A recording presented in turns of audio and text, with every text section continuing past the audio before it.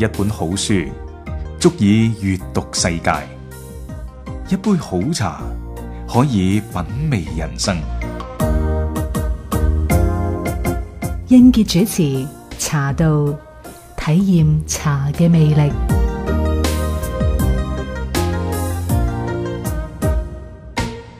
又係一個晨早時分啦，提醒你現正收聽嘅係廣州電台飛揚88嘅茶道節目。茶道節目啦，同你一齊品茶論道嘅，喺每日早上嘅7點鐘準時都會有英傑做你嘅茶友，兼做埋你嘅節目主持人。茶嘅韻味可以話係非常悠長啊！呢個韻味當然講嘅呢就唔淨止係茶味啦。講緊嘅咧，更加有茶嘅歷史、茶嘅文化同埋中華民族嘅一種飲茶嘅習慣嚇。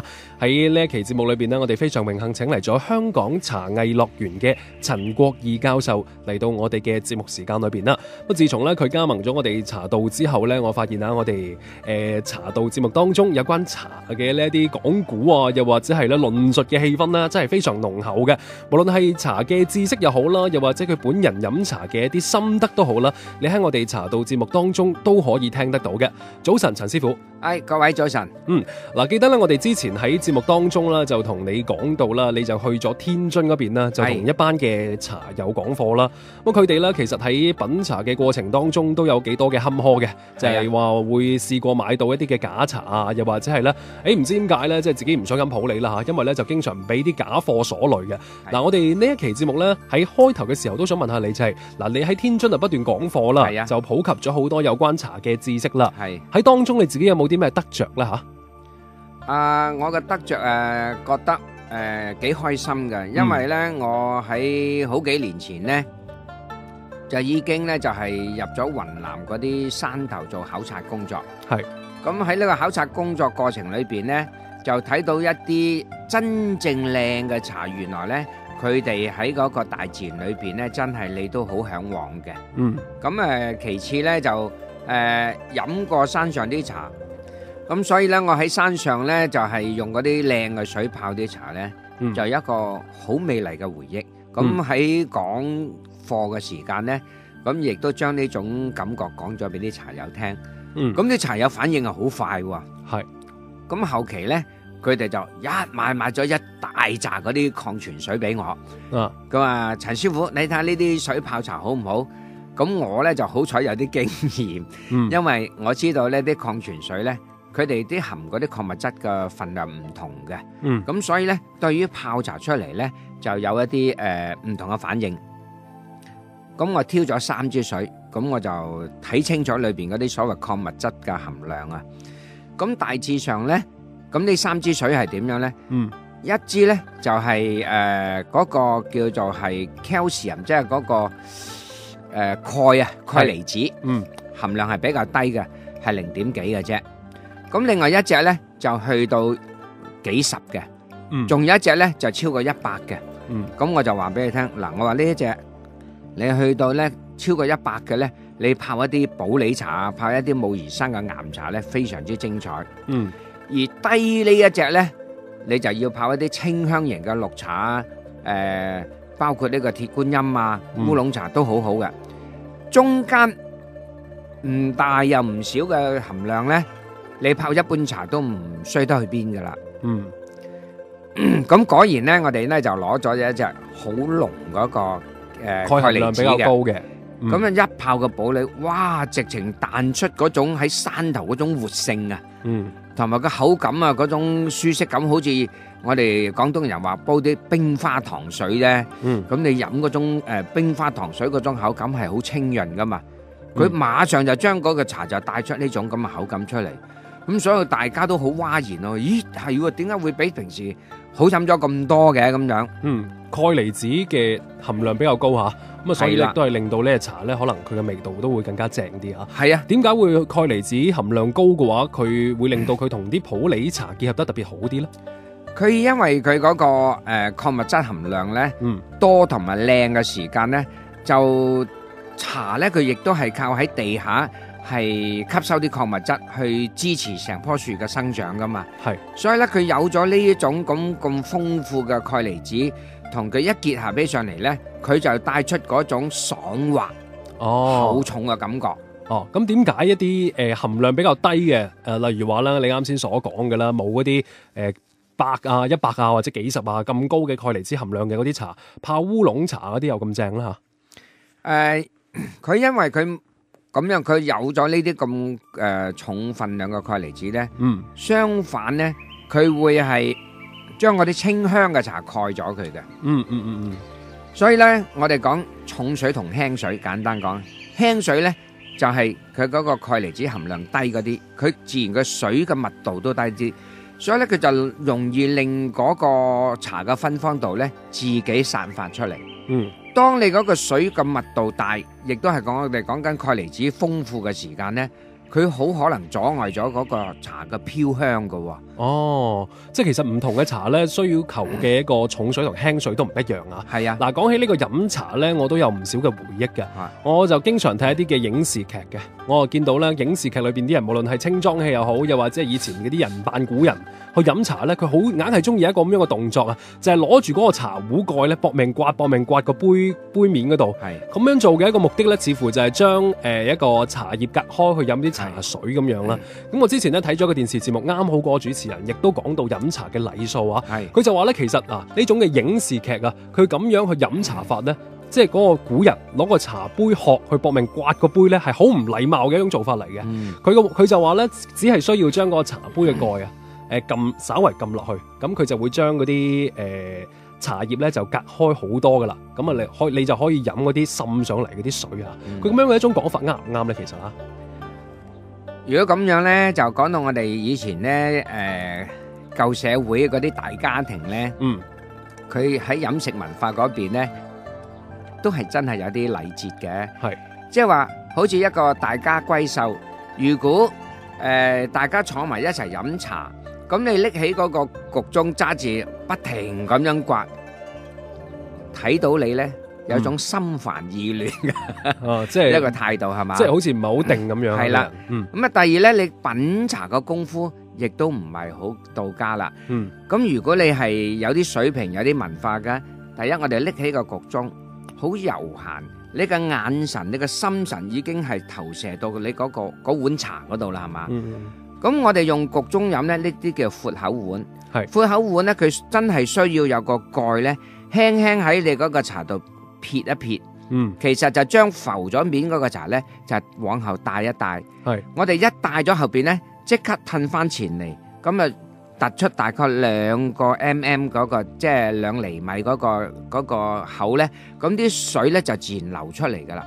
咁所以咧，你傾斜佢啲咁多擺到個嘴邊咧。咁你咁樣佢就慢慢一啜，咁啲水又自然流到你口邊。咁飲完之後，輕輕你又再褪一下，就擠低個焗盅。你諗下呢2個咁優雅嘅動作，已經代表咗你一個家教啦、飲茶文化啦，包括你個人嘅性格啦，係嘛，都睇到噶嘛。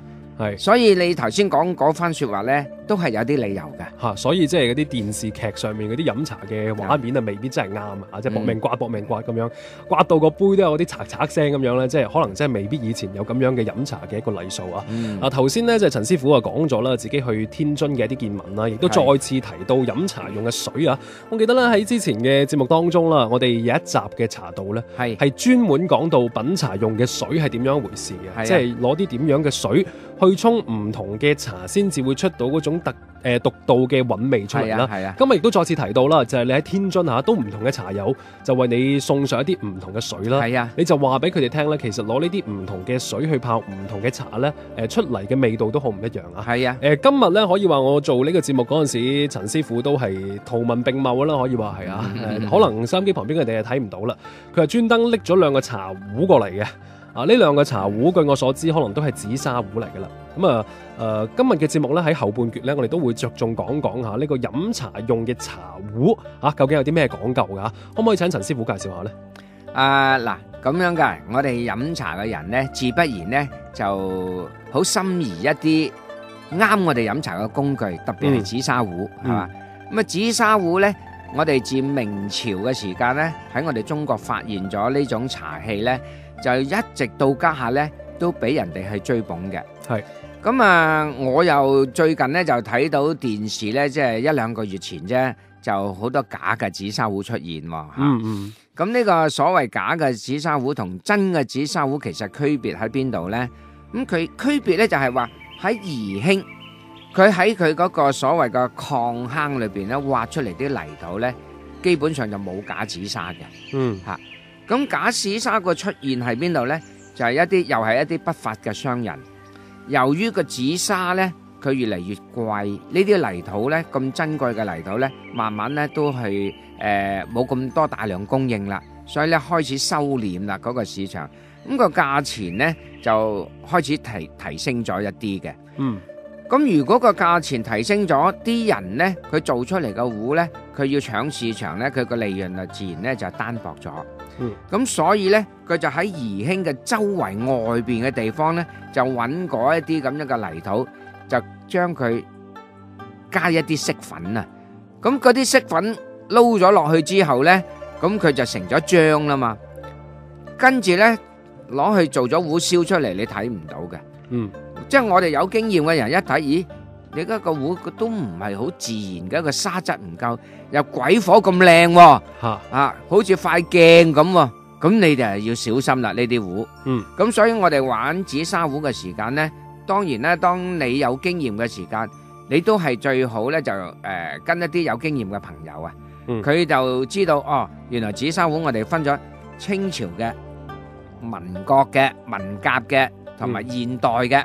咁啊分咗呢4個時期嘅，喺價錢方面呢，佢同呢個時期都有區別嘅。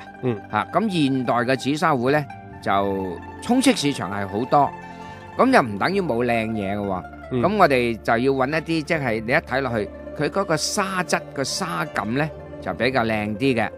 點樣叫做靚呢？就話呢，最好睇到呢，我哋叫做均等啊，即係嗰個粒子呢，大家均等，唔好話好粗，跟住又好幼。一執咧又密啲沙，一浸咧又係冇沙咁樣，即係話咧佢嗰個喺煉土嘅時間唔夠認真，第二咧係粗製濫造，所以一個靚嘅紫砂壺必然係需要均勻。咁當一個壺均勻嘅時候咧，你將來沖茶咧，佢容易達到一種叫做珠圓玉潤嘅效果。我哋叫哇愛不釋手啊！揸住個壺，哇！你硬係覺得好軟潤啊，好舒服啊，你唔捨得離開佢嘅。咁樣呢，就代表咗呢隻紫砂係同你係好結合到一種飲茶嘅氣氛，同埋佢本身嘅質感，亦都俾你欣賞到啦。嗱，其實咧，即係講開呢個紫砂壺咧，學問啊，當然有好多啦，唔同嘅時期啦，工藝點樣啦，我哋消費者都要係注意去鑑別嘅。嗱，我咧就亦都逛過茶葉市場啊，通常咧呢啲茶葉市場嘅鋪頭咧，佢入邊就賣茶啦，賣各種嘅茶具又好啦，或者賣茶葉都好啦，咁喺門口咧就會有一個大紙箱嘅，哇，入邊啊裝滿晒嗰啲咁樣嘅紫砂壺，唔知係咪紫砂嚟噶啦吓，反正係裝滿晒類似材質嘅呢啲茶壺啦，入邊咧仲有啲更加靚啲嘅，哇！即係面對住咁多嘅紫砂壺咧，我諗消費者都真係好難鑑別吓。就我嚟講，我真係唔識鑑別。我哋首先咧就係要注意咧，第一，太過靚仔啊，即係嗰啲哇，即係好光好滑啊，或者啲顏色特別深色啊咁嗰啲，咁你就避免買嗰啲啦。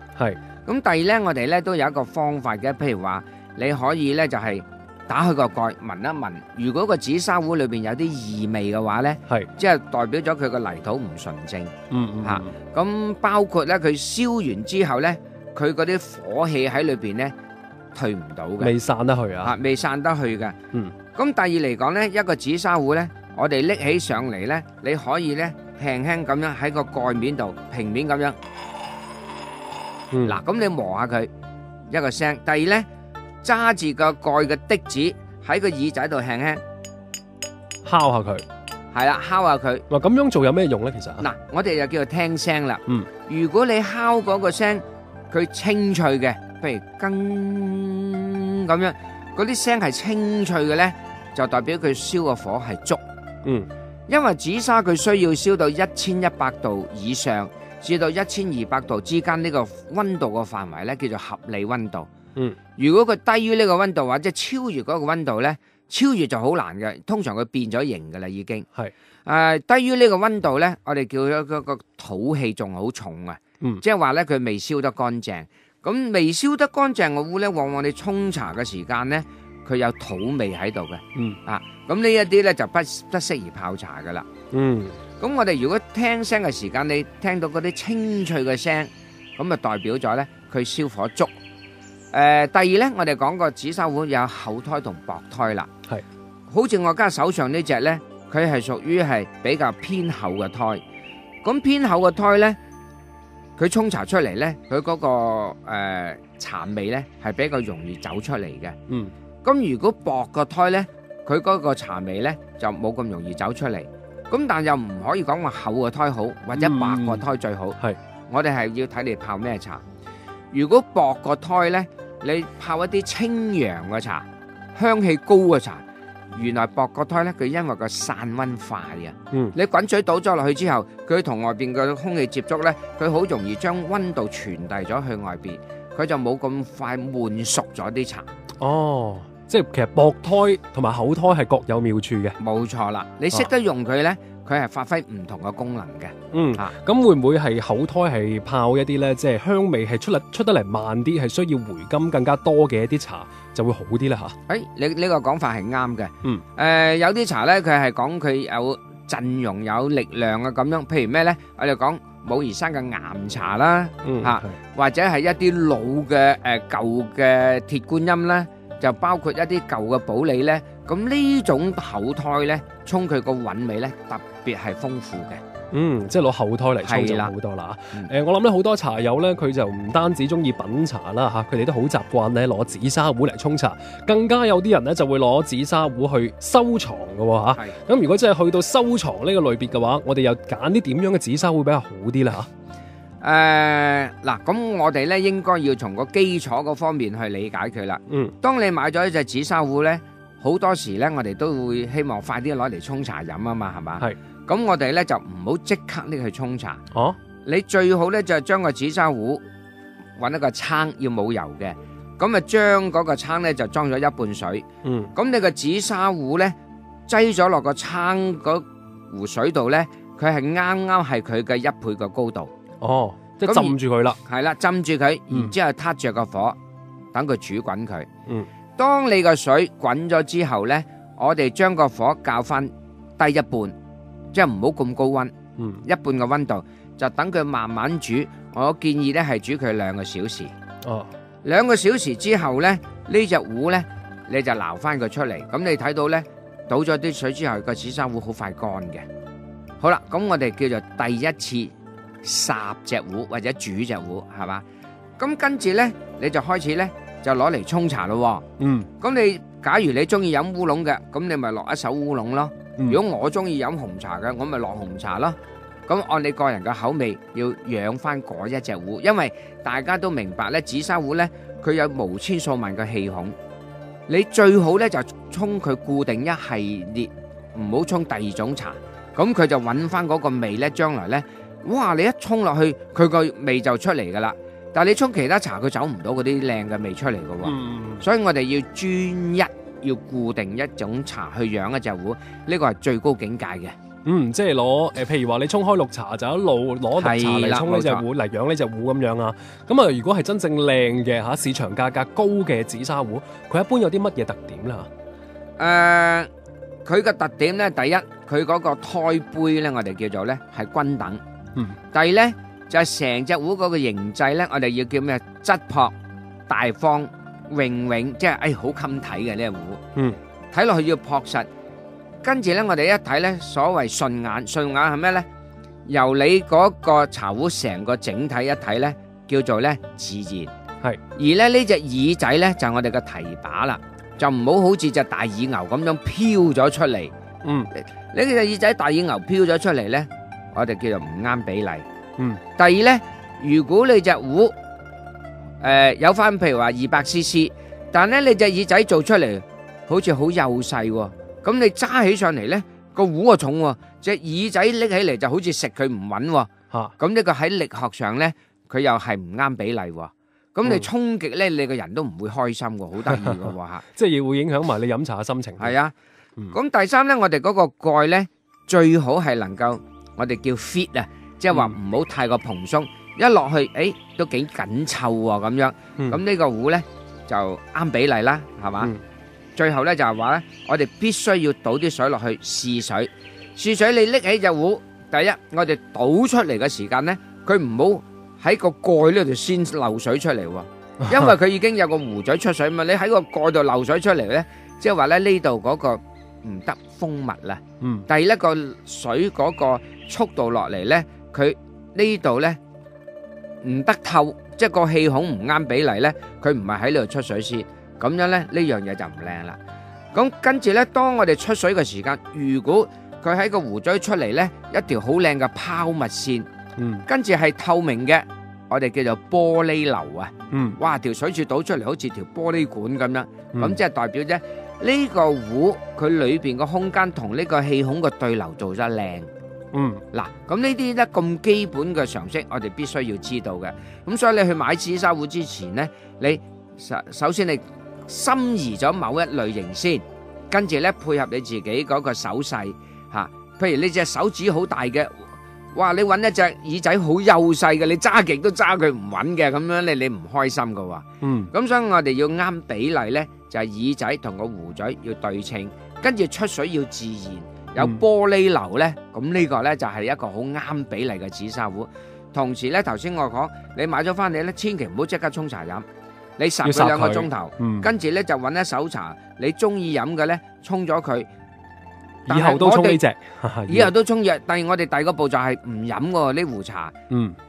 每一次個茶湯出嚟咧，我哋揾個大嘅撐儲起佢，儲到佢啲茶色淡咗啦，就挖咗啲茶渣出嚟。啲茶渣我哋唔要嘅。